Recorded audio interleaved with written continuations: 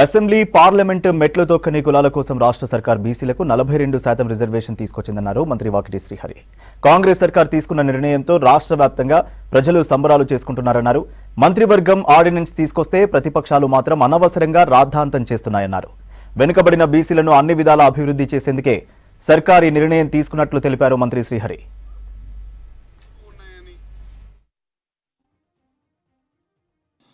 ఈ దేశంలో పార్లమెంట్ కానీ అసెంబ్లీ కానీ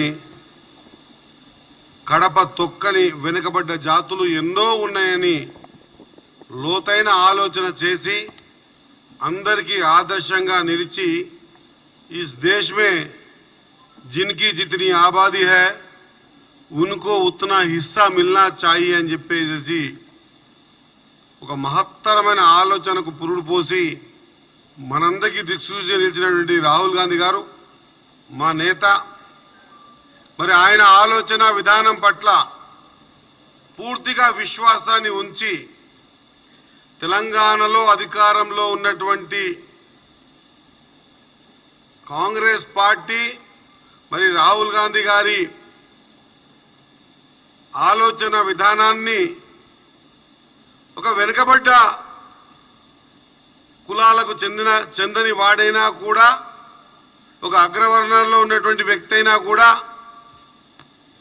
నాయకుడు ఆలోచన విధానాన్ని నేను ఇంప్లిమెంట్ చేయాలా, వాస్తవంగా కూడా ఈ దేశంలో కుల గణనతో పాటు జనగణనతో పాటు కులగణన చేయాలా, అది మనం ఎందుకు చేయకూడదు, మనమే ముందు స్టార్ట్ చేయాలని చెప్పేసి మన ప్రియతమ ముఖ్యమంత్రి రేవంత్ రెడ్డి గారు సబ్ కమిటీ ఉత్తమ్ కుమార్ రెడ్డి గారి అధ్యక్షతన పొన్నమన్న ఆ బిల్లుని ప్రవేశపెడతా ఉంటే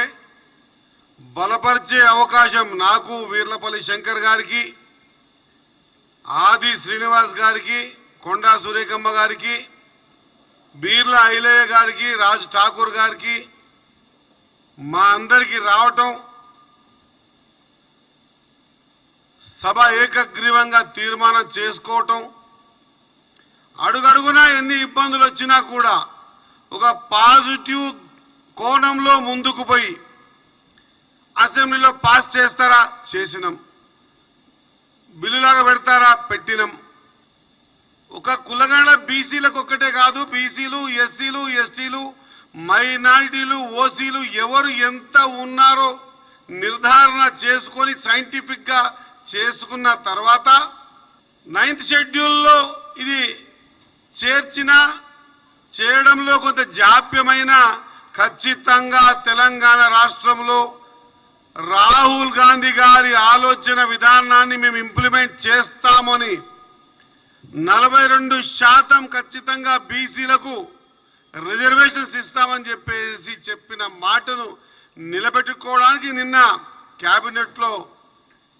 చర్చించుకొని ఆమోదం తెలుపుకున్న సందర్భాన రాజకీయ జీవితంలో ఒకసారి తెలంగాణ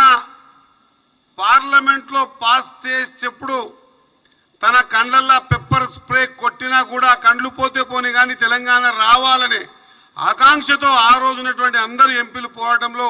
అన్న అగ్రగామిగా ఉండి చేయడం జరిగింది. అందరితో పాటు అన్న కూడా పోవడం జరిగింది. అదొక అదృష్టమైతే తను బీసీ శాఖ మంత్రులుగా ఉన్నప్పుడు ఈ బిల్లుని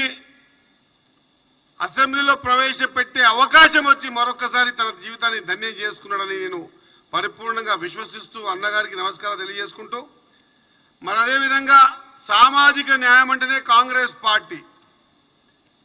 గతంలో మనం ఎప్పుడు తీసుకున్నా కూడా ఇప్పుడు మనం మాట్లాడుతున్న గాంధీ భవన్లో ముఖ్యమంత్రి ఓసీ వర్గానికి చెందితే బీసీ వర్గానికి ఖచ్చితంగా పీసీసీ అధ్యక్ష పదవి ఇచ్చిన సందర్భాలు మనం చూసాం.